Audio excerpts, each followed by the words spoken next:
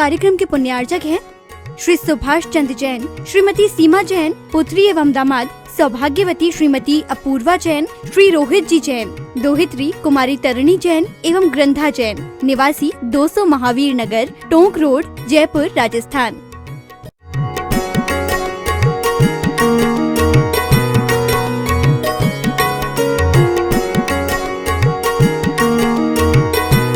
पंच परमेष्ठी भगवान की, कुंद कुंद महाराज की, आचार्य श्री गुरुवर विद्यासागर महाराज की।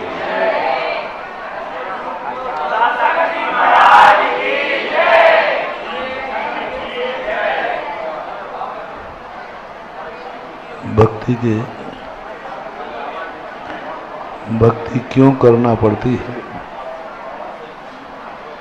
भक्ति हमारा मार्ग नहीं है, भक्ति हमारा लक्ष्य नहीं है, भक्ति एक व्यवस्था है। क्योंकि जो किसी को बड़ा नहीं मान सकता वो स्वयं भी बड़ा नहीं हो सकता। जो किसी के सामने नहीं झुक सकता उसके सामने भी कोई नहीं झुक सकता। हर क्रिया का एक कंसेप्ट है बीज, हर क्रिया का एक फल है फसल। तो बीज जिसका होता है फसल उसी की आती है। हम चना बोएंगे तो गेहूं नहीं आएगा, चना ही आएगा। तो एक सूत्र अपन लेके चलें इस भक्ति के प्रसंग में, भक्तांबर के शिविर में। हमें क्या चाहिए उसकी लिस्ट बनाओ, और जो हमें चाहिए है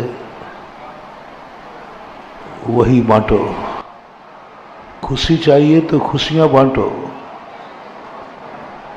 खुशी की फसल तुम्हारी जिंदगी में लहरा जाएगी। खुशियां बांटो। जितना ज्यादा तुम खुशी बांट सको, जितना ज्यादा चेहरे पर मुस्कान ला सको, लाओ। तुम ये मत समझना कि हम दूसरे को खुशी कर रहे हैं, तुम ये समझना अपनी जिंदगी के खुशी होने का बीज बो रहे हैं। क्योंकि तुम्हारा माइंड बनिया माइंड है। तुम दूसरों के लिए तो कुछ भी नहीं करोगे, मुझे मालूम है। दूसरों के लिए तो कुछ करोगे नहीं, और अपने लिए कुछ भी करने के लिए मरना भी पड़े तो मर जाए। इसलिए जैन दर्शन की खोज है। जैन दर्शन ने कहा कि तुम खुशी दूसरे को दे रहे हो, सोचना बंद कर दो मैं इसको खुश नहीं कर रहा हूं, मैं अपनी खुशी होने की फसल बो रहा। कोई भी क्रिया इस सृष्टि में दूसरे के लिए होती ही नहीं। जितनी क्रिया हम दूसरे को करेंगे, परस्पर उपग्रह जीवानाम का अर्थ वहाँ मात उपकार ही नहीं है, अपकार भी। हम दूसरे का अपकार करेंगे वो बीज बनेगा, हमारा अपकार फसल के रूप में आएगा। हम ज्ञानी बनना चाहे तो ज्ञान बांटो, रखो मत छुपा करके। अभी एक दिन 2 दिन पहले जिज्ञासा में कहा ना, महाराज जी आप अपनी सारी गुप्त कलाएं, दुनिया में हमने देखा, हम व्यापारी लोग हैं, हमारे धन कमाने की जितनी गुप्त कलाएं होते हम किसी को नहीं बताते। और आजकल बड़े बड़े वक्ता, बड़े बड़े साधु, बड़े बड़े पंडित लोग भी अपनी प्रभावना की कलाएं किसी को नहीं बताते। और आप सारी कलाओं को उजागर कर देते हैं, तो ये आपकी सारी कलाएं दुनिया ले जाएगी तो आप क्या करोगे? उनकी चिंता मत करो। कमाऊ पूत को पुरानी कमाई की चिंता नहीं होती। मैं तो चाहता हूं कि सब चीजें जो कुछ भी हैं सब दुनिया के पास पहुंचे, योग्यता हो, पात्र हो। श्रावक संस्कार शिविर हर मुनि महाराज लगाए, लेकिन जैसा लगता है वैसे ही लगाए, बिगाड़े नहीं। बिगाड़ करके लगाते हैं तो मूल को दोष होता है। इसी प्रकार से ज्ञान बांटो, ज्ञान दो। जितनी जितनी तुम्हारी कला दूसरों के पास पहुंचेगी, तुम्हारी कला में निखार आएगा, बहुत निखार आएगा। हमने तो कई बार देखा ऐसा। कभी ये मन में नहीं आता कि चलो ये प्रवचन थोड़ा अच्छा है, रविवार के लिए रख लूं। ये प्रवचन बहुत अच्छा है, कभी रविवार के लिए रख लूं। तो रविवार में क्या होगा? वो रविवार का रखा हुआ प्रवचन काम ही नहीं आया, पता नहीं कौन सा प्रवचन हो गया। जिसके पुण्य से जो आए, कल की चिंता मत करो, आएगा। जैन दर्शन ने हर चीज को उजागर करने को कहा, खुला रखो, सबको रसपान लेने दो। तुम वो फूल बन जाओ, हर भौरा तुमसे रस लेकर मधु बनाए। हर भौरा रस लेकर मधु बनाए, ऐसी स्त्रियों को लेकर। तो इसी का एक कड़ी है भक्ति। भक्ति भगवान की नहीं की जाती है। भगवान की भक्ति करना, भक्ति तो बीज है, फसल है भगवान बनना। जो भक्ति का बीज बोता है, उसके जीवन में भगवान की फसल आती है। भगवान की फसल जैन दर्शन में है ही नहीं भक्ति। मैंने कहा था ना, भक्तिवादी जैन दर्शन नहीं है, भगवानवादी। भगवान की भक्ति जैन दर्शन में है ही नहीं, ये बिल्कुल झूठ है, बिल्कुल झूठ है। जैन दर्शन में तो भगवान बनने की विधि है, भक्ति की विधि तो है ही नहीं। भक्ति की विधि तो, ये जो भक्ति अपन करते हैं, किसकी विधि है? बंदे तद्गुण भगवान बनने की विधि। एक कंजाइश ने कहा, बोले महाराज जी, पर की प्रशंसा करने से क्या होता है? भगवान की जय जयकार करो, उनकी प्रशंसा से क्या होने वाला? मैंने कि मैं पर की करते ही नहीं हूँ। तो ये पूजा पाठ क्रियाकांड है, व्यवहार है। मैंने क्यों? ये तो पर की क्रिया है।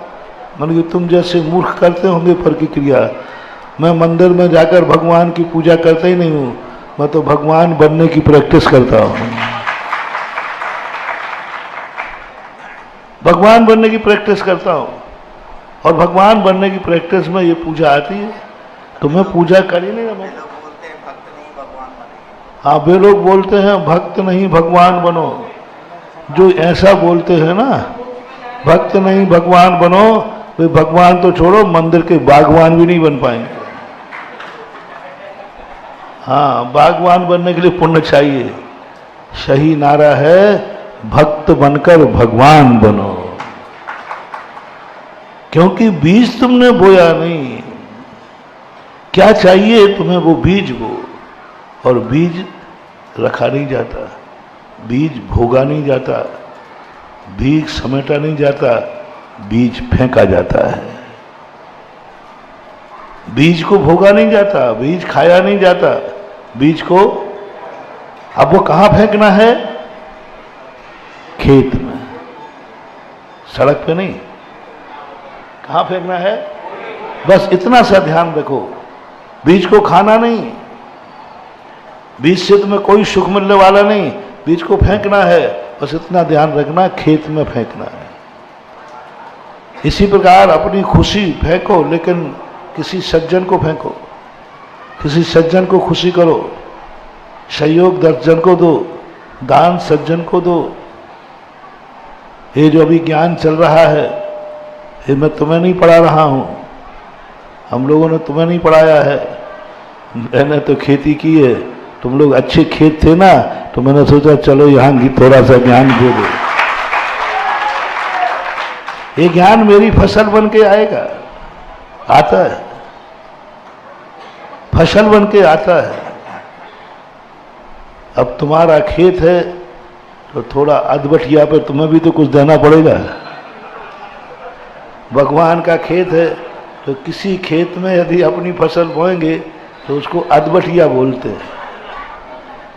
खेत किसी का हो, बीज किसी का हो और फिर बोने वाला है तो उसको क्या बोलते हैं? बटिया से, बटिया से, बटिया। तो ये सब संसार बटिया की खेती चल रहा है, क्योंकि मैं अपने खेत, हमारे पास खेत है नहीं, क्योंकि हम इतने पात्र नहीं हैं कि स्वयं का दान स्वयं को ले लें। तीर्थंकर होते हैं ऐसे। हमारे पास खेत नहीं है, हमारे पास बीज है। खेत भगवान के पास है, बीज हमारे पास है। भक्त दोनों में मिलकर के अधबटिया कर लेता है भगवान, आधा तुम्हारा आधा हमारा। तुम्हारी पूजा हो जाएगी और हम पूज्य बन जाएंगे। तुम्हारी पूजा के आधा मिल गया तुम्हें और आधे में हम पूज्य बन जाएंगे। तो ये दोनों का काम होता है। इसलिए भक्ति का पहला भक्ति जो कल कही थी, समर्पण भक्ति। बस समर्पण भक्ति, मुझे समर्पित होना है, बस कुछ नहीं। हम कुछ नहीं देखते, हमें समर्पित होना है। दूसरी भक्ति प्रमोद भक्ति।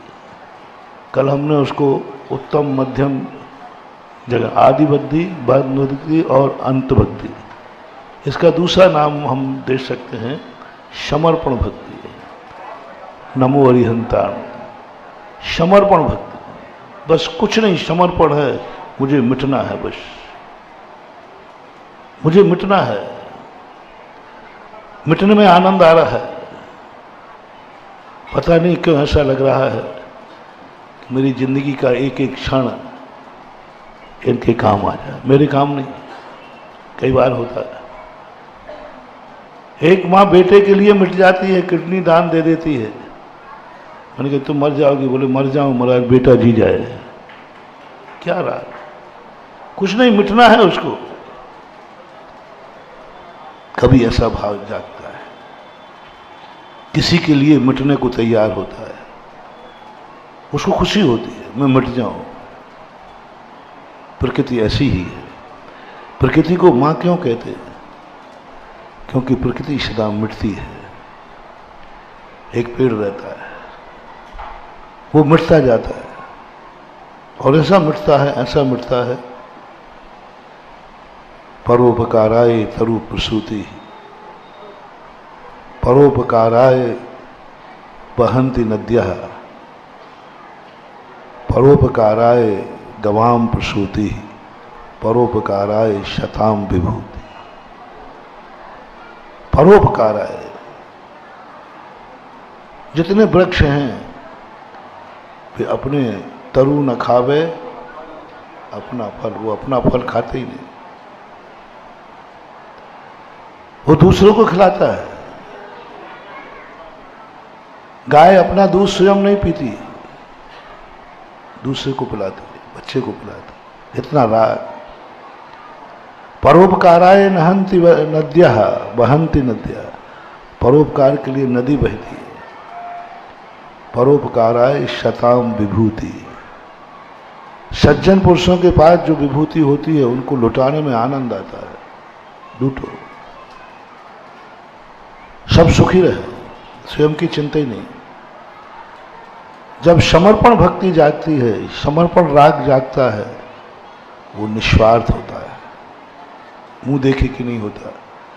तीर्थंकर का प्रकृति का बंध इसी भक्ति में बनता है।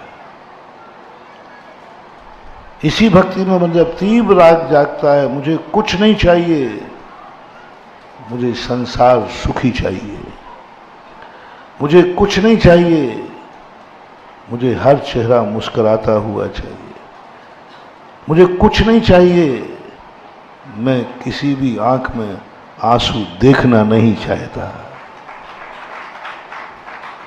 देखो दो चीजें, हे भगवान ऐसा आशीर्वाद दो ना, मेरी आंख में कभी आंसू ना आए। ये तो सारा जगत कहता है। कुछ बिरले लोग होते, भगवान एक आशीर्वाद दो ना, मैं कभी भी आंख खोलूं मुझे किसी आंख में आंसू। ये है तीर्थंकर प्रकृति का। ये पहली भक्ति में तीर्थंकर प्रकृति का बंध होता है, जहां समर्पण आता है। कुछ नहीं, मैं समर्पित हूं, मुझे मिटना है बस, बदले में कुछ चाहिए नहीं। रामचंद्र जी एक बार बैठे हुए थे अयोध्या के अंदर, सभी को उन्होंने सब कुछ दे दिया। जिन जिन ने उपकार किया था, सुग्रीव को किष्किंधा का राज दे दिया, विभीषण को लंका का राज दे दिया, अपने भाइयों को भी सबको दे दिया। शत्रुघ्न को मथुरा का राज दे दिया। भरत ने कुछ स्वीकार किया नहीं, लक्ष्मण साथ में ही थे। जितनों ने उपकार किया सबको दे दिया, क्योंकि सज्जन पुरुष कृत उपकारम न विस्मरन्ति साधवा। एक मोटिवेशन लेना महानुभाव।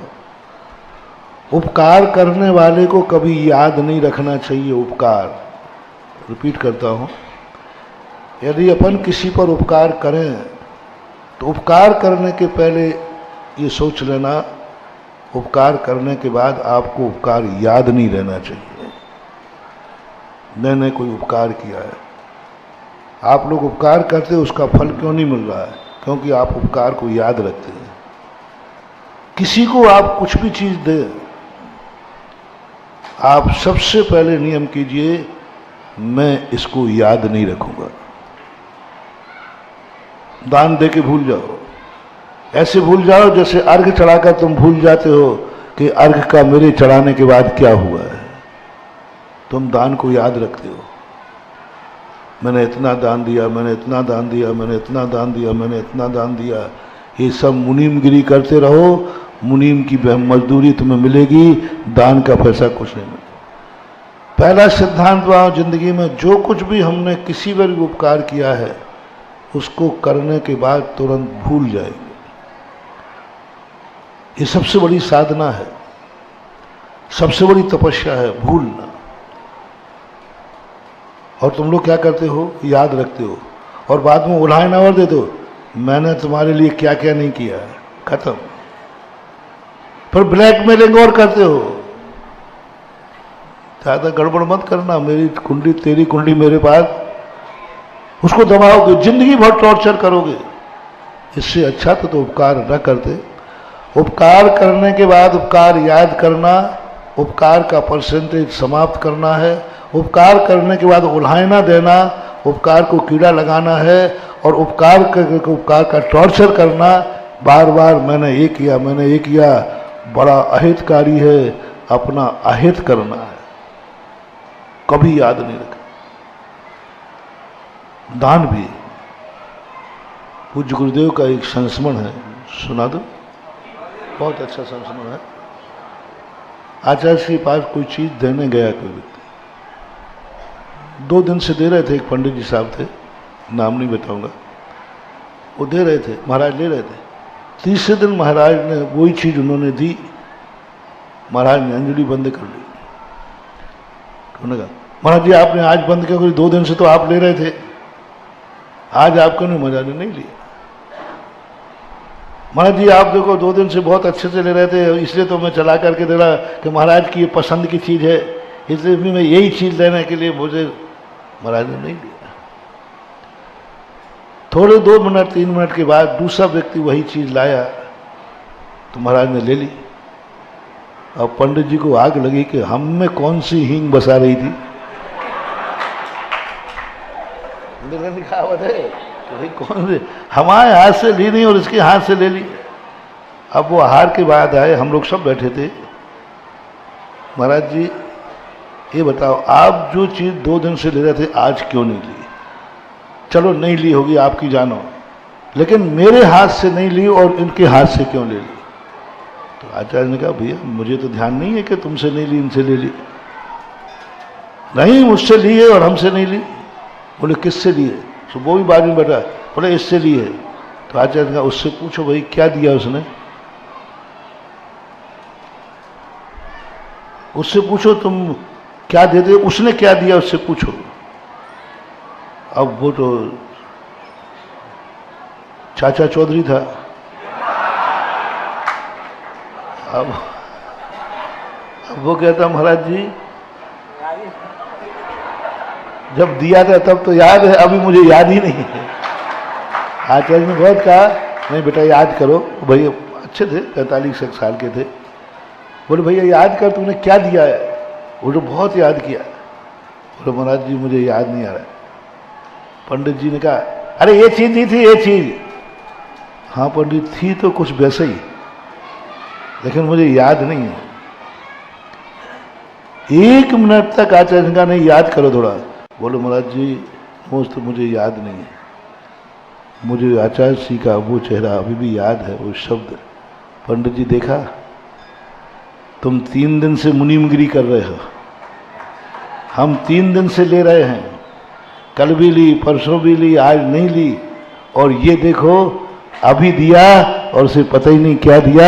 ये है दान, इसलिए तुमसे नहीं लिया, इससे लिया क्योंकि तुमने पहले कह दिया आप 2 दिन से ले रहे हो, तो हम समझ गए कि ये दानी नहीं, ये मुनीमगिरी कर रहा है, इसलिए बंद किया है। और ये देखो अभी याद नहीं इसको। दान वो है, इस हाथ से दो तो इस हाथ को भी पता नहीं चलना चाहिए। और हम क्या करते हैं, तो कोई भी वस्तु देते हो तो सबसे पहले भूलने की आदत डालो, मैंने कुछ नहीं किया, नहीं सब आपकी बदौलत है। नहीं हमें तो पता नहीं, करके देखना आपको। कितना भी बड़ा किसी को उपकार किया हो, कितना, उसका कभी उल्हाना नहीं देना, उसका कभी याद नहीं रखना मैंने किया है, किया था किया होगा उस समय, वैसे ही बातें बनते एक बार। लेकिन दूसरी बात सुनना, ये किसके लिए है मोटिवेशन? जिसने उपकार किया है। अब जिस पर उपकार हुआ है वो सुनने कान खोल के, वो जिंदगी की अंतिम श्वास तक भूले नहीं। थोड़ा सा भी भूल गया, थोड़ा सा भी भूल गया तो समझ लेना वही उपकार उसको भस्म कर देगा। जो उपकार से उसको फायदा हुआ है उस उपकार उसका नाश कर देगा। थोड़ा सा भी भूल गया कभी नहीं। कृत उपकारम न विस्मरंती साधवा।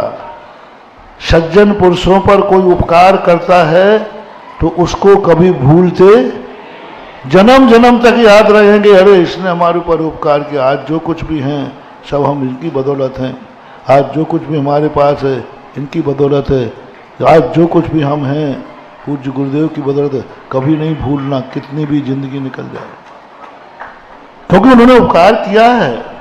एक अक्षर का भी, एक थोड़ा सा भी वो उपकार हमारे ऊपर हुआ है।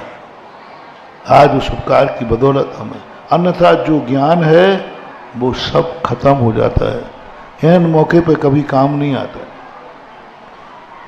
वैष्णव दर्शन में कर्ण के संबंध में यही आता है। कर्ण ने छल कपट से ज्ञान प्राप्त किया है। हमें ज्ञान चाहिए, ज्ञान से मतलब मत रखो, ज्ञान देने वाले से मतलब रखो।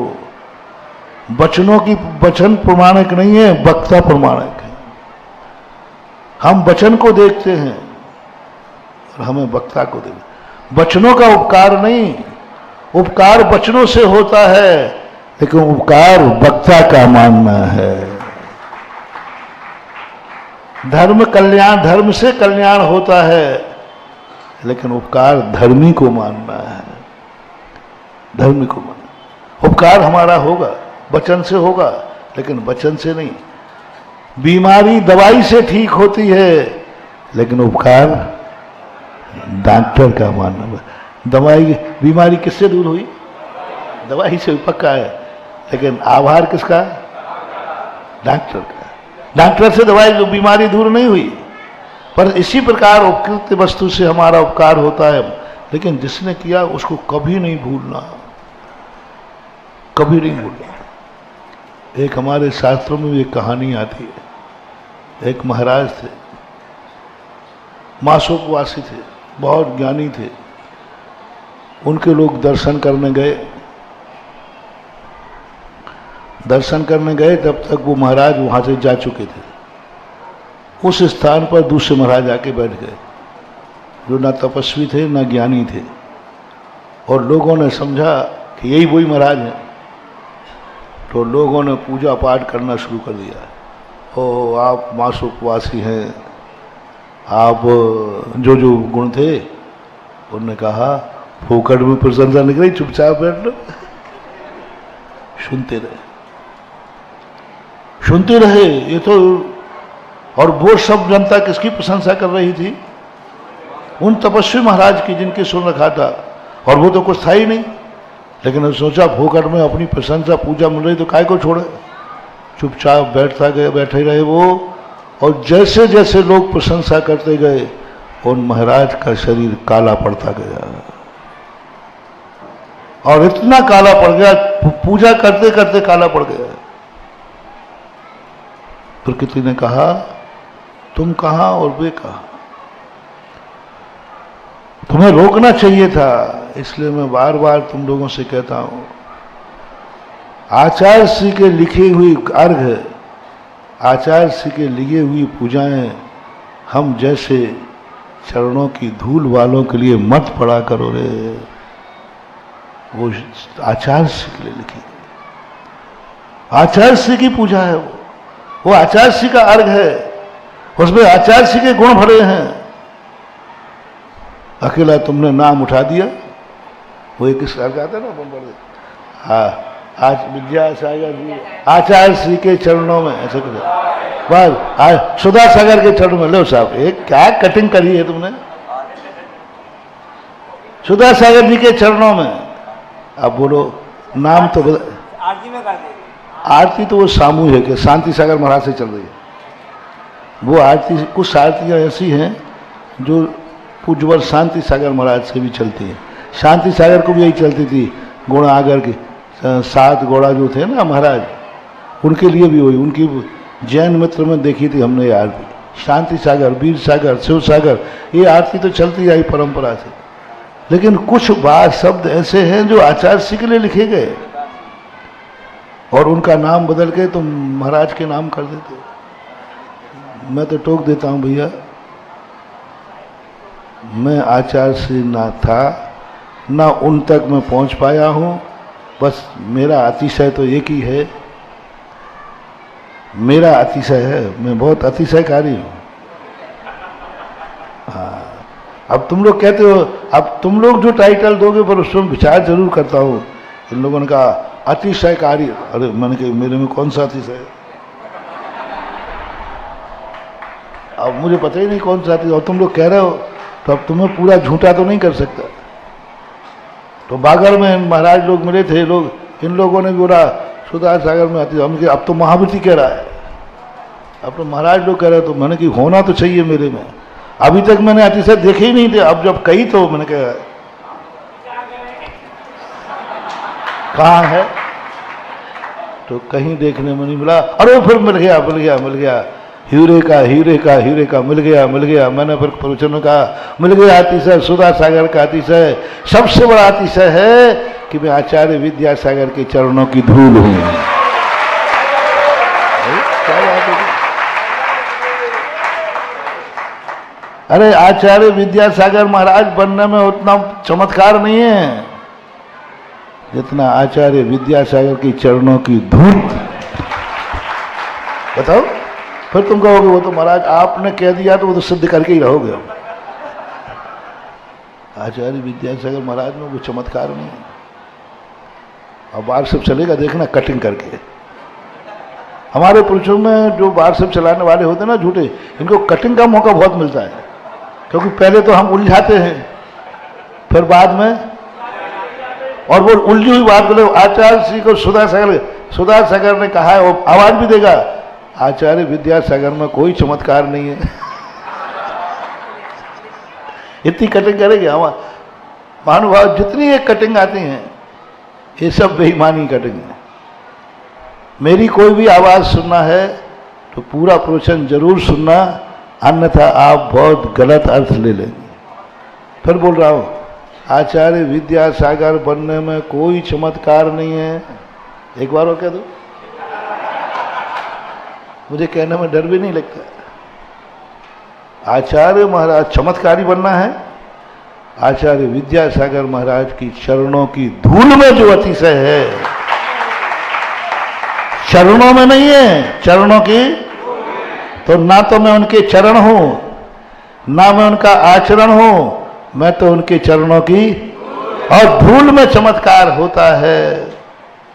भक्तांबर प्रमाण है, तद पाद पंकज रजो मृत दिग्ध देहा मृत्या भवंति मकरद। भगवान के चरणों में क्या रखा है? भगवान के चरणों में चमत्कार नहीं है, भगवान के चरणों की तद पाद पंकज रजो। क्या चीज की? शायद आएगा श्लोक, आगे आएगा वो श्लोक, आएगा गजब का श्लोक है। मान लो क्या एनर्जी है उसकी, गजब की ताकत है। भगवान में चमत्कार नहीं, कैसे व्यक्ति को जीवित कर रहे हैं वे? कैसा व्यक्ति है वो? उद्भूत भीषण सोच्यम दशा जीवित आशा, जीने की आशा छोड़ दी, सोचनी दशा है, मरणासन है, उसमें भगवान का चमत्कार नहीं दिखाया पूज्यवर ने कि भगवान मिल जाए, भगवान के दर्शन हो जाए तो काम हो जाए। अरे भगवान के चरण छूने मिल जाए तो काम हो जाए।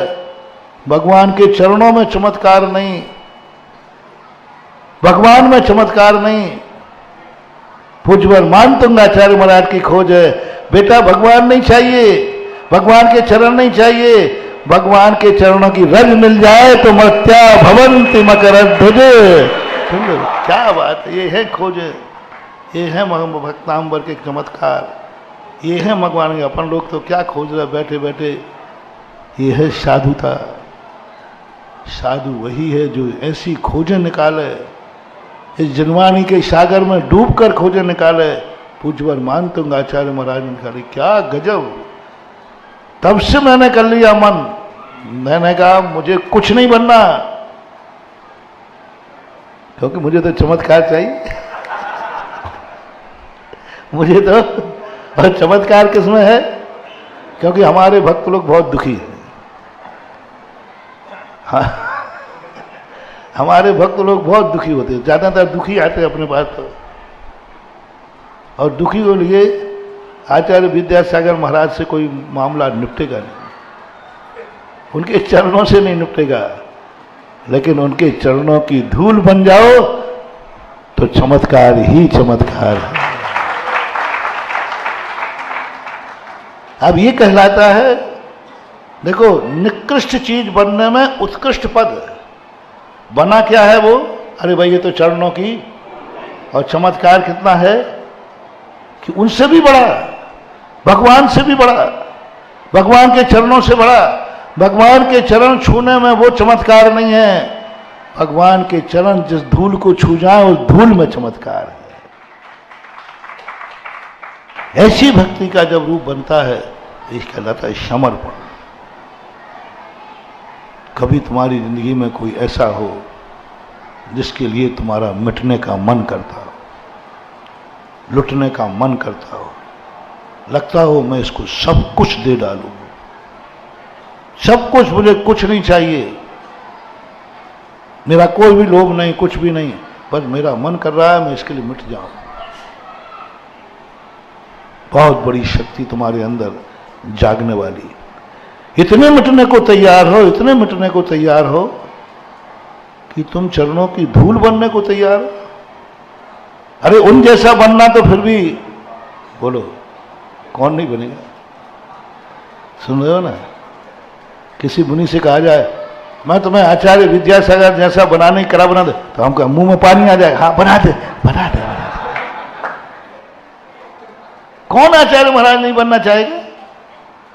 क्योंकि आचार्य की ख्याति मालूम क्या है, हर व्यक्ति चाहेगा, लेकिन कौन चाहेगा कि मैं उनकी धूल बन जाऊं? यह है समर्पण। भगवान बनना अलग चीज है, इससे जो भगवान बनते हैं उनके निधत्त निकाचित कर्मों का क्षय नहीं होता है, लेकिन जो चरणों की धूल बनते हैं, जो गंधोदक लेते हैं, वे व्यक्ति एक ऐसी शक्ति पा जाते हैं बहुत बड़ी। दूसरी भक्ति गुणशुद्ध प्रमोदम, प्रमोद भक्ति। भक्तांबर में पहली नंबर की भक्ति इन्होंने नहीं की, दूसरे नंबर की प्रमोद भक्ति। मानतुंग आचार्य गदगद हो गए, प्रमोदित हो गए। ऐसा व्यक्ति मुझे मिला, ऐसा व्यक्ति मुझे मिला, ऐसे आचार्य श्री हमें मिले। ओहो, इनकी महिमा तो विचित्र है ना। महिमा सुनकर के तुम्हारे अंदर आनंद आया, महिमा सुनकर के आनंद आया, माल का वैभव देखकर आनंद आया। ये कहलाती है प्रमोद भक्ति, समर्पण भक्ति। कल जो कहा था उसी का टाइटल दे रहा हूं, आद्य भक्ति, मध्यम भक्ति, अंत भक्ति। उसका टाइटल क्या है? समर्पण भक्ति, प्रमोद भक्ति। प्रमोद भक्ति, ये भक्तांबर में प्रमोद भक्ति है। और अंत में एक भक्ति होती है आभार भक्ति। आभार भक्ति होती है जो मानतुंग आचार्य महाराज ने नहीं की। इन्होंने मात्र प्रमोद भक्ति की है, आभार भक्ति छोड़ दी। आभार भक्ति का अर्थ है कि हमारे ऊपर जो कुछ भी उपकार हुआ है, मैं इनका सदा आभारी रहूंगा। ये साधु के सज्जन पुरुष की लक्षण है कि जिसने हमारे ऊपर किया है, हम उसके आभार को कभी नहीं भूलेंगे। कभी उपकारी का नाम नहीं छुपाना, कभी भी आभार नहीं भूलना। सुबह मंदिर जाते हो तो शाम को जरूर जाना। सुबह मंदिर जाना तुम्हारा स्वार्थ है और शाम को मंदिर जाना यही परमार्थ है, सज्जन है, साधुता है। सुबह तो इसलिए जाते हो कि तुम्हें दिन भर अच्छा, शाम को इसलिए जाओ कि भगवान आपकी कृपा से आज का दिन अच्छा निकले।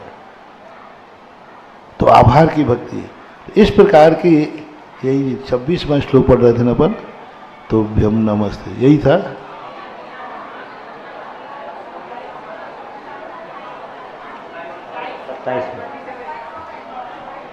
अच्छा, अशोक वृक्ष हो गया था। तो अशोक वृक्ष की महिमा को अपन ने समझा था।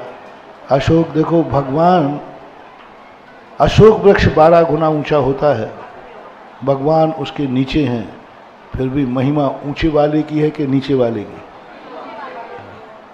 ये भक्ति देखो, हम दूसरे का सहारा ले रहे हैं तो इसका अर्थ है नहीं कि हम नीचे हो गए।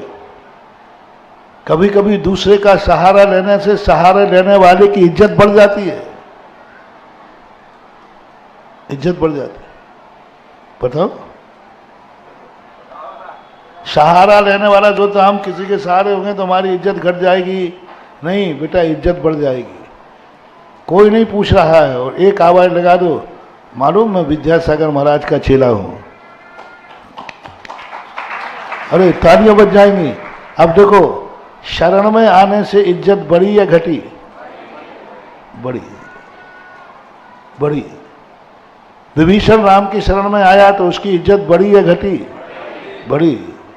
बड़ी ठीक है, वो मुहावरा बना दिया घर का भेदी, वो तो लंका वालों ने बनाया, वो तो लंका वालों ने बनाया। अपन लोगों ने बनाया, देखो कम से कम उसने इसके राम की शरण में आ गया, विभीषण को कौन पूछता, मारा जाता। जैसे कुंभकर्ण, आज विभीषण भी दशहरा मैदान में जल रहा होता, लेकिन उसने राम की शरण आकर के अपनी इज्जत बना ली। इसलिए वो वृक्ष धन्य हो रहा है जो इतना ऊंचा हो करके उसके नीचे भगवान बैठे हैं। तो अशोक वृक्ष भी ये सब जो नाना प्रकार की मूर्तियां दिखाई जा रही हैं, भगवान को नाना रूप दिखाया जा रहा है। बंधुओं, ये नाना शक्तियां हैं, नाना शक्ति। भगवान का एक ही रूप दिखाओ ना, वीतरागी रूप। वीतरागी रूप से कभी कुछ एनर्जी नहीं मिलेगी, शिक्षा मिलेगी। वीतरागी स्वरूप यदि आप भगवान को देखोगे तो शिक्षा मिलेगी, एनर्जी नहीं मिलती, किंचित मात्र भी एनर्जी नहीं मिलेगी, शिक्षा मिलेगी। आप वीतराग मुद्रा को देखिए। और हमने मंदिर जो बनाए हैं, गृहस्थों ने बनाए हैं, शिक्षा के लिए नहीं बनाए हैं। इनको कुछ चाहिए। भिखारी किसी के दरबार इसलिए नहीं आता है कि ये बड़ा आदमी है, भिखारी दरबार इसलिए आता है कि इसमें से कुछ मुझे मिलना चाहिए। तुम्हारा गुणानुवाद कर रहा है भिखारी, सेठ जी आप महान हैं आप, तो वो तुम्हारे बड़प्पन की नहीं कर रहा है, उसको आशा है कि हमें कुछ, इसी प्रकार भक्त भगवान के दरवाजे इसलिए नहीं आया है कि भगवान आप भगवान हैं, आपकी जय हो, आपकी जय हो, आप महान हैं, आप धन्य हैं। ये वीतराग भक्ति है, सर्वोत्कृष्ट भक्ति है। इससे तुम्हें शिक्षा मिलेगी वीतरागी बनने की, इससे शिक्षा मिलेगी तुम्हें कष्टों को सहन करने की, इससे शिक्षा मिलेगी तुम्हें सहिष्णु होने की। कितना भी संकट आ जाए आप वीतराग भगवान को ध्यान करना, कभी करना, वीतरागी भगवान को ध्यान करना, और उन भगवान को ध्यान करना जिसने सहन किया। मच्छर काट रहे हो, आप सुकौशल मुनि महाराज का ध्यान करना, आप मच्छर काटते रह जाएंगे, तुम्हारी सामयिक चालू रह जाएगी। और कोई तीर्थंकर की बस की बात नहीं। नमोकार मंत्र मच्छरों को नहीं भगा सकता, ना भक्तांबर भगा, कुछ नहीं भगा, किसी में ताकत है ही नहीं जो नमोकार मच्छरों के कष्ट को सहन करा दे। मात्र सुकौशल महाराज और सुकमाल महाराज ये दोनों हैं जो कछुआ छाप अगरबत्ती है, और क्या बोलते वो लगाते ना, अलाउट अलाउट अलाउट, ये दोनों महाराज बिल्कुल अलाउट है एकदम। मैं कई बार लगाता हूँ, अभी यही लगा के रात भर निकालता हूँ। अलाउट ये दो, और कोई नमोकार मंत्र की खूब मालाएं फेर ली, और मच्छरों को कई बार तो वो बताता नहीं तुम कहोगे, आपकी बता रहे तो मैं अपनी नहीं बताता हूँ, थोड़ा मानी हूँ ना मैं। आप लोग जब मच्छर होता है तो माला पहनो, मच्छर माला ही सही। हमारा मन भी कई बार माला फेरते फेरते जब मच्छर आता ना हो जाता है ना। नमोकार मंत्र भी इतना ही शक्ति रहता है। मात्र ये दो महाराज ऐसे कछुआ छाप हैं, इन दोनों महाराजों को लगा लो पर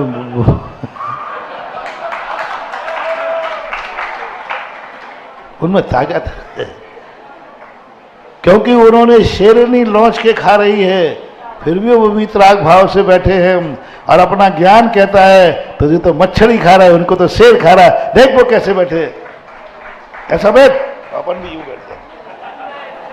अब वो मच्छर काट रहा है, यूं कर रहा हूं, काट रहा है, लेकिन थोड़ी ताकत तो आ जाती, क्योंकि उन्होंने सहन किया। तो वीतराग भाव से संकट दूर नहीं होता, वीतराग भाव से सहिष्णुता आती, सर्वोत्कृष्ट भक्ति है। लेकिन आप ग्रस्त हैं, आपको वीतराग भक्ति से काम नहीं चलेगा। आपका बुझा हुआ दीपक है, आप अंधकार में हैं, आप ग्रस्त हैं। आपको भगवान की वीतरागता नहीं चाहिए, भगवान का वैभव चाहिए। जितना जितना भगवान का वैभव होगा उतना उतना ग्रस्त को भक्ति में वैभव मिलेगा। आप शोक में डूबे, आपका कोई सहारा नहीं है, सारा सहारा उठ गया, माँ बाप मर गए, सब कुछ उठ गया, कोई सहारा नहीं है आपके पास, बड़ों का कोई छाया नहीं है आपके पास। आप भगवान को याद ना करें, कुछ नहीं होने वाला। नमोकार मंत्र न पढ़ें, कुछ नहीं होने वाला। आप भगवान का ध्यान करें, उनका जो अशोक वृक्ष के नीचे बैठे हैं। भगवान का नहीं कह रहा हूं, कौन से भगवान का?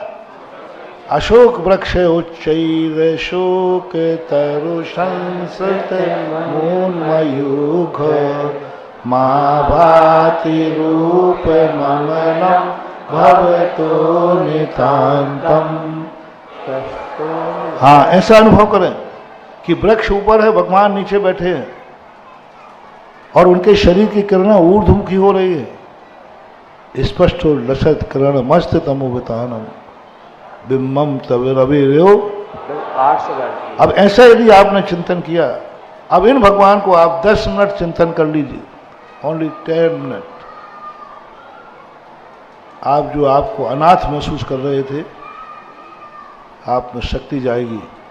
कोई नहीं है तो क्या हुआ, मैं तो हूं और मेरा भगवान है। 2 मिनट कह रहे थे हमारा कोई नहीं बचा, मैं तो मरूंगा, सुसाइड करूंगा, क्या करूंगा, किसके लिए जिंदा रहूं, क्या करूं। और आप 10 मिनट इस श्लोक का याद कीजिए, करके देख लीजिए प्रैक्टिकल।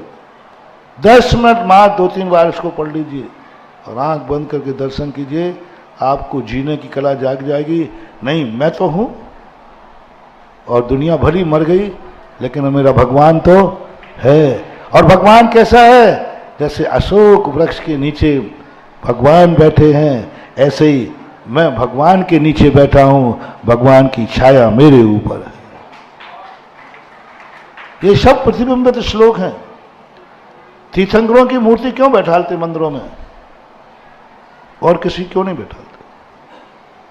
क्योंकि तीर्थंकर की मूर्ति वैभव संपन्न है और भगवान के पास वैभव नहीं है। वे भगवान तुम्हें मोक्ष मार्ग दे सकते हैं, संसार की समस्या का समाधान नहीं कर सकते। बाहुबली से तुम्हें कोई संसार की समस्या का समाधान नहीं होगा, वैभव कभी नहीं मिलेगा, तपस्या करने का भाव जागेगा। जितने भी सामान्य केवली इनसे तुम्हारे यही परिणाम जानेंगे।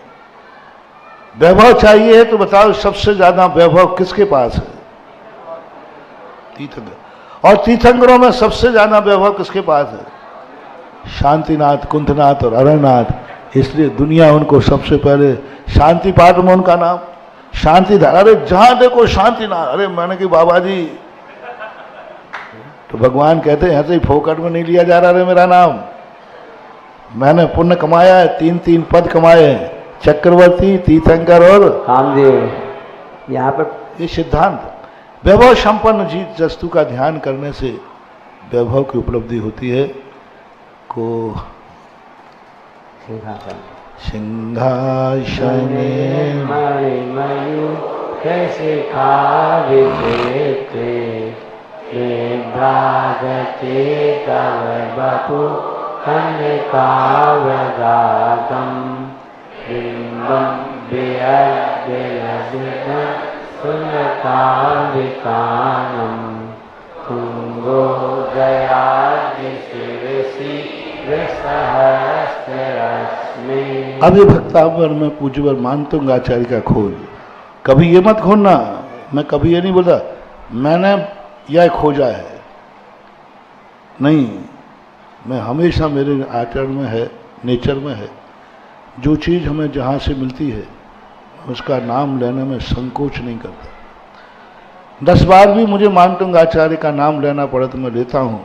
यह खोज किसकी है? उज्ज्वल मानतुंग आचार्य। इन्होंने खोजा है। हम तो मात्र उसको प्रचारित कर रहे हैं, हम तो उसको मात्र जान रहे हैं। उन्होंने खोजा है, ये ज्ञान मुझे है, मेरे में खोजने की ताकत नहीं है। मेरे में कहाँ ये ताकत है कि मैं भगवान से बड़ा भगवान की धूल को मान लो? मेरी इतनी औकात नहीं है, मैं तो वैसे ही डर जाऊंगा। और आप ही मुझे कहो, कल से कहो महाराज जी बताओ आचार्य जी से बड़ा किसको बता रहे थे? अपने आप को बता। मेरी हिम्मत नहीं है, क्योंकि मैं बड़े आदमियों से बहुत प्रभावित हूं। उनको हम इतना नहीं गिरा सकते, हमें डर है कहीं नाराज नहीं हो जाए भगवान। भगवान आपसे ज़्यादा ताकत गंदोदक में है, आप में उतनी ताकत नहीं है, तो डर लगता है कि भगवान आचार्य से नाराज नहीं हो जाए। मेरे अंदर भय भी है, मोह भी है, मैं गुरु को नीचे कैसे करूं। लेकिन मानतुंग आचार्य महाराज का साहस है कि वो कहते हैं नहीं भगवान, आपसे ज़्यादा ताकत आपके गंदोदक में है। निर्भीक व्यक्ति कह सकता है। इसलिए जिन आचार्यों ने खोजा है, इन आचार्यों का नाम कभी लोप नहीं करना। इन्होंने जिया है, इन्होंने कई रातें गुजारी हैं, इन्होंने कई घंटों गुजारे हैं, इन्होंने एक एक श्लोक को जिया है। अपन तो पढ़ रहे हैं, उन्होंने जिया है, एक एक अक्षर से हूबहू हुए हैं, एक एक एनर्जी को उन्होंने निकलते हुए देखा है। उन्होंने देखा है कि भगवान सिंहासन पर कैसे लगते हैं। उन्होंने देखा है कि अशोक वृक्ष के नीचे भगवान की किरणें ऊर्ध्वमुखी होती, हमें तो कभी नहीं दिखी। आप बताओ, भगवान इतने बैठे हैं, भगवान के शरीर की किरणें ऊर्ध्वमुखी होती हैं। जब भगवान अशोक वृक्ष के नीचे बैठते हैं तब किरणें कहाँ जाती हैं? बताओ किसने देखा है? झूठ मत बोलना। पूज्यवर मानतुंग आचार्य महाराज ने देखा है उन किरणों को जो बैठे पेड़ के नीचे हैं और उनकी किरणें कहाँ निकल रही हैं? स्पष्टो लसद किरण आया ना इनमें, समझ उन्मुख उन्मयूख ऊपर की तरफ किरणें निकल रही है। अब ये एनर्जी कैसे देखी होगी उन्होंने? वो जिए, उनको दिखा होगा वो इस पर पुलकित होता हुआ शोभायमान शरीर, उनको दिखा है वो सिंहासन, उन्होंने जिया है भगवान को। अपन को तुम्हारा सिंहासन दिखता है, यदि अच्छा सिंहासन बना दिया जाए ना तो अपन को सिंहासन ही सिंहासन दिखता है, भगवान नहीं दिखते। और मानतुंग आचार्य को दिख रहा है भगवान, और भगवान से महिमा बढ़ रही है सिंहासन की। महिमा किसमें बढ़ रही है? किससे बढ़ रही है? सिंहासन की महिमा बढ़ाना है, लेकिन किससे बढ़ाना है? सिंहासने मणिमयूख शिखा विचित्रे। सिंहासन में जो मणियां रखी हैं, मयूख, मयूख बोलते हैं किरणों को, शिखा यानी अग्रभाग, किरणों के अग्रभाग से वो कैसी है? विचित्र है, एक प्रकार की किरण नहीं है, नाना प्रकार की किरणें सिंहासन में लगी हुई मणियों से निकल रही हैं। विभ्राजते तव वपु कनकावदाताम, विभ्राजते राजते विराजते, विभ्राजते शोभायमान है, तव वपु आपका शरीर, कनकावदाताम वो कैसा है? कनक के समान। देखो अलग अलग शब्दों का प्रयोग कर रहे हैं। कनकावदा कनक के समान है, कैसा लग रहा है? बिम्बम वियद विरस दन सुलता वितानाम, बिम्बम वियद, वियद यानी आकाश, विलसित यानी विलसित होता है, अंशु लता, अंशु यानी किरणें, लता यानी किरणों का समूह, वितानम यानी फैल रहा है। यानी जो बिंब है, सूर्य बिंबान है, सूर्य आगे दे रहे हैं, सहस्र रश्मि, सहस्र रश्मि सूर्य का जो बिंब है आकाश में अपनी किरण रूपी समूह से चारों तरफ विलसित हो रहा है, फैल रहा है। कैसा लग रहा है? तुंगो दयाद्र शिव सहस्र रश्मि, जैसे पहाड़ के पीछे से सूर्य ही निकल रहा हो, पहाड़ के पीछे से सूर्य निकल रहा हो। सिंहासन की महिमा से महिमा बताकर भगवान को कैसा शोभायमान कर दिया, जैसे पहाड़ के पीछे से सूर्य निकलता है ना, ऐसे ये भगवान आप सिंहासन के पीछे कायदा से सिंहासन जो आप लोगों के बनते हैं वो नहीं है, सिंहासन यहीं तक होता है, इसके बाद भामंडल होता है। सिंहासन आज तक बड़े बड़े वो कुर्सियाँ बनती ना, तुम्हारी कुर्सियाँ वो पीछे बनती बड़ी भारी कुर्सियाँ, ये नहीं है। पूज्यवर मानतुंग आचार्य के अनुसार सिंहासन गर्दन तक ही होना चाहिए, कंधे तक। सिंहासन का स्थान कंधे तक होना चाहिए कायदा। कंधे के बाद होना चाहिए कट, भामंडल, और भामंडल से ऊपर होना चाहिए छत्र। छत्र भामंडल को टच ना करे, जैसे अभी कुंडलपुर के बड़े बाबा का टच कर रहा है। कुंडलपुर के बड़े बाबा का जो भामंडल से टच कर रहा है, छत्र यूँ टच कर रहा है, आधा काट रहा है।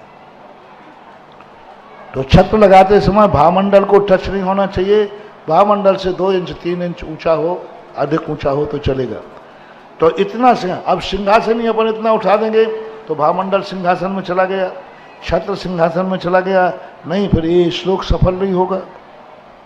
तुंगो दयाद्र सिर शिव, जब आप सिंहासन पर बैठे हम तो ऐसे लग रहा है जैसे पहाड़ के पीछे से सूर्य निकल रहा है, क्योंकि सिंहासन यहीं रुक गया, इसके बाद भामंडल आ गया, उसके बाद छत्र आ गया।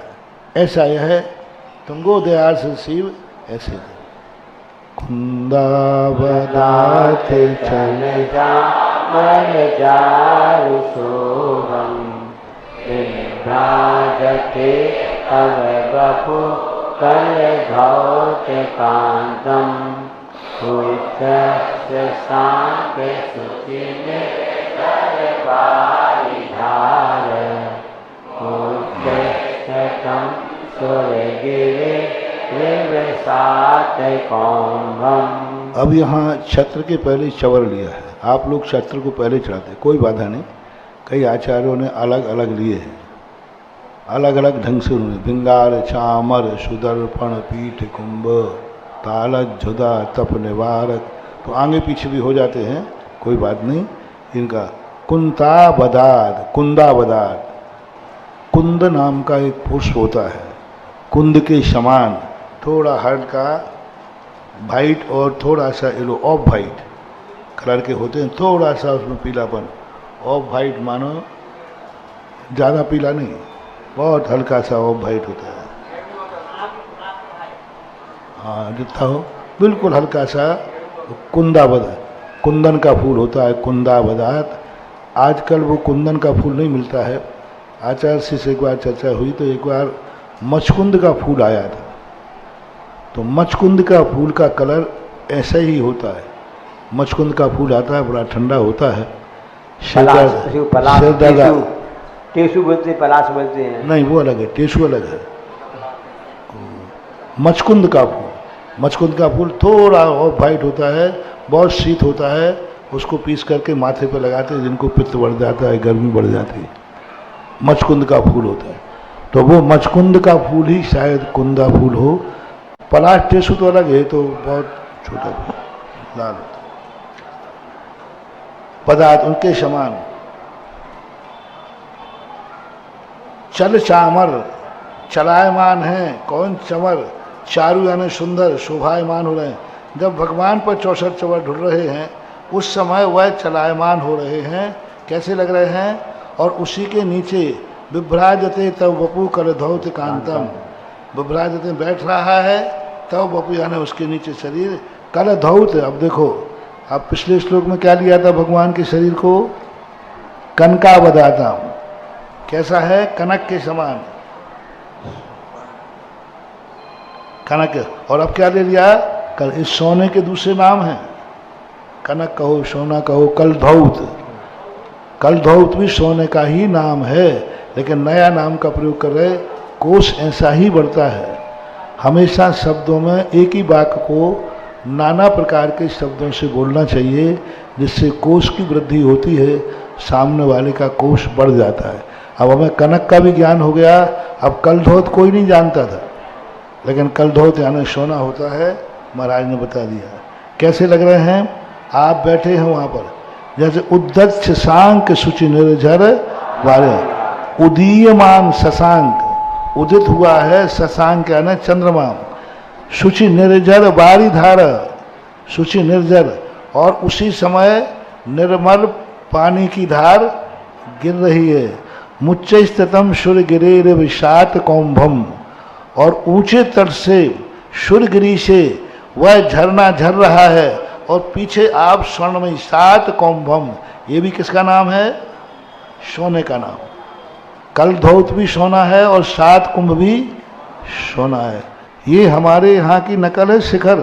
शिखर का अर्थ है आल्सो पिरामिड।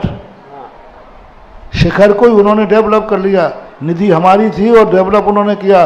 अरे फ्रांस के पिरामिड, डीसम शिखर है। शिखर का सिद्धांत है 4 कोने बराबर को शून्य में जाके मिला दो। पिरामिड का सिद्धांत है 4 कोनों को करके शून्य में जाके मिला दो, चारों रेखाओं को, दोनों के सिद्धांत में शिखर। इसलिए गर्भालय के अंदर जब व्यक्ति बैठता है ध्यान करने के लिए, तो गर्भालय के अंदर के जो एनर्जी है वो पूरी वहाँ से वो बारीक चीज़ खींचती है, कलश, और वो आरे अंदर को उसको एनर्जिस्ट करता है। और अंदर जो पूजा पाठ कर रहा है, ध्यान कर रहा है, उसकी एनर्जी शिखर में से होती हुई और कलश में से बारीक जब निकलेगी तो उसकी एनर्जी बहुत तेज़ी से फैलेगी, बहुत दूर तक जाती है। अपना शरीर का भी यही हाल है। शरीर देखो निर्माण नीचे चौड़ा होता जाता है, ऊपर सकरा होता हुआ मस्तक आ जाता है। सबसे आयतन में, नाप में, चौड़ाई में छोटा कौन सा स्थान? आप देख लो, कमर से लेको पैर 2 भागों में बट गए, कमर तक ले लो। कमर चौड़ी है और मस्तक, तो हर वस्तु ऊपर की तरफ जाती है, तो वह ऐसे होना। तो वैज्ञानिक, मनोविज्ञान, वास्तु भी इसमें है। वास्तु भी यही कहता है कि वस्तु को नीचे चौड़ी करते हुए ऊपर जितनी सकड़ी लाओगे उतनी ही ज़्यादा एनर्जी का संग्रह होता है। और कुछ आज इतना ही।